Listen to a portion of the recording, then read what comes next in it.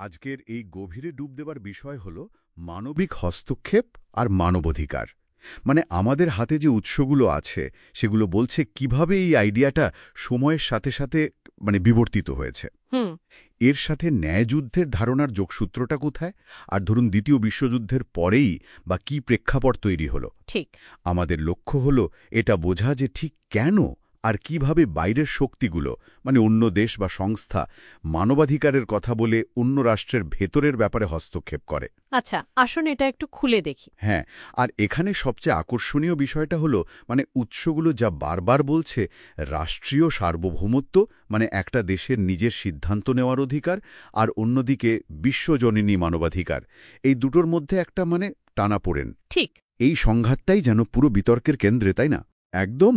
তো মানবিক হস্তক্ষেপ বলতে সহজ কথায় আমরা বুঝি যখন কোনো রাষ্ট্র তার নিজের নাগরিকদের ওপরই চরম অত্যাচার চালায়, তখন অন্য কোনো দেশ বা আন্তর্জাতিক সংস্থা যেমন রাষ্ট্রপুঞ্জ সেই অন্যায় থামাতে এগিয়ে আসে। উৎসগুলোতে হুগো গ্রোটিয়াস আর ওই ন্যায়যুদ্ধের ধারণার কথাও আছে। সেই পুরনো চিন্তা যে কখন বলপ্রয়োগ নৈতিকভাবে ঠিক হতে পারে। আচ্ছা। আর দ্বিতীয় বিশ্বযুদ্ধের ওই ভয়াবহ অভিজ্ঞতার পর ১৯৪৫-এ তো রাষ্ট্রপুঞ্জ তৈরি হল যুদ্ধ আটকাতে আর মানবাধিকার রক্ষা করতে। এর সনদের সপ্তম অধ্যায়ে নিরাপত্তা পরিষদকে বেশ ক্ষমতা দেওয়া হয়েছে, আন্তর্জাতিক শান্তি আর নিরাপত্তা বজায় রাখতে প্রয়োজনে আর্থিক নিষেধাজ্ঞা বা এমনকি সামরিক ব্যবস্থা নেওয়ার অধিকার। কিন্তু এখানেই একটা প্যাচ, তাই না? রাষ্ট্রপুঞ্জের সনদে একদিকে যেমন মানবাধিকার রক্ষার কথা বলা আছে, তেমনি আবার রাষ্ট্রীয় সার্বভৌমত্বকেও সম্মান দেওয়ার কথা। হ্যাঁ, ঠিক। আর ঠান্ডা লড়াইয়ের সময় সোভিয়েত ইউনিয়ন আর আমেরিকার ওই দ্বন্দ্বের যুগে এই দুটো নীতির সংঘাতটা খুব পরিষ্কার ছিল।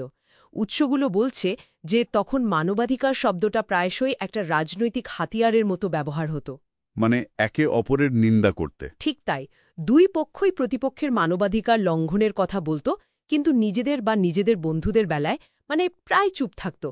সে কারণে মানবিক হস্তক্ষেপের কোনো সার্বজনীন মানদণ্ড তৈরি হওয়াটা তখন খুব কঠিন ছিল। হ্যাঁ, যদিও ঠান্ডা লড়াইয়ের সময়ও কিছু হস্তক্ষেপ হয়েছে, কিন্তু তার কোনো ধরাবাঁধা নিয়ম ছিল না আর কি। যেমন ধরুন কম্বোডিয়ায় পল পটের ওই ভয়ঙ্কর গণহত্যার সময়ে ১৯৭৮ সালে যখন ভিয়েতনাম হস্তক্ষেপ করে, আন্তর্জাতিক মহল কিন্তু সেটা খুব একটা ভালো চোখে দেখেনি। কারণটা হয়তো ছিল ভিয়েতনামের কমিউনিস্ট পরিচিতি। হ্যাঁ, ভূরাজনৈতিক কারণটাই বড় ছিল। অথচ দেখুন, প্রায় একই সময় উগান্ডায় ইদি আমিনের স্বৈরা শাসনের পতন ঘটাতে যখন তানজানিয়া হস্তক্ষেপ করল, সেটা কিন্তু বেশ প্রশংসা পেয়েছিল। ইদি আমিনের নৃশংসতার মাত্রাটাও তো মারাত্মক ছিল। অবশ্যই। উৎসগুলো জানাচ্ছে তিনি লাঙ্গো আর আচলি জনগোষ্ঠীর ওপর রীতিমতো গণহত্যা চালিয়েছিলেন।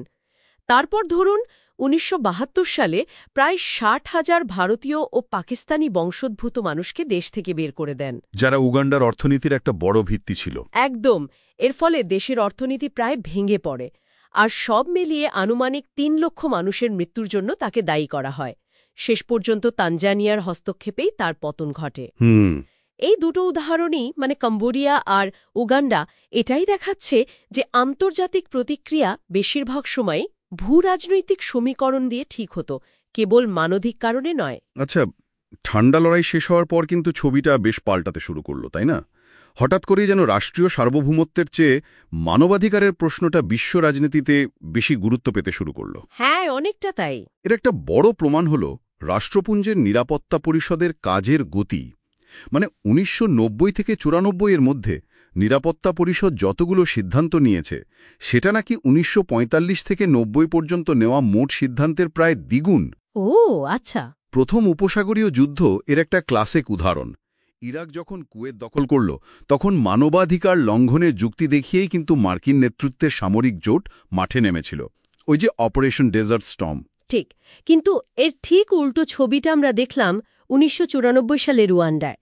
সেখানে হুতু আর তুৎসি জনগোষ্ঠীর মধ্যে জাতিগত সংঘাত যে এত ভয়ঙ্কর গণহত্যার চেহারা নেবে ভাবা যায় না। সরকারি মদেই মাত্র ১০০ দিনে প্রায় ৪ থেকে ১০ লক্ষ তুৎসি মানুষকে খুন করা হলো, ২.৫ থেকে ৫ লক্ষ মহিলা ধর্ষিত হলেন। অথচ আন্তর্জাতিক মহল, বিশেষ করে ফ্রান্স, হস্তক্ষেপ করল অনেক দেরিতে, প্রায় ৩ মাস পর, যখন আসলে যা ক্ষতি হওয়ার হয়ে গেছে। উৎসগুলোতে যা পাওয়া যায় তা হল কুয়েত বা ইরাকের মতোই তেমন কোনো কৌশলগত বা খনিজ সম্পদের গুরুত্ব ছিল না।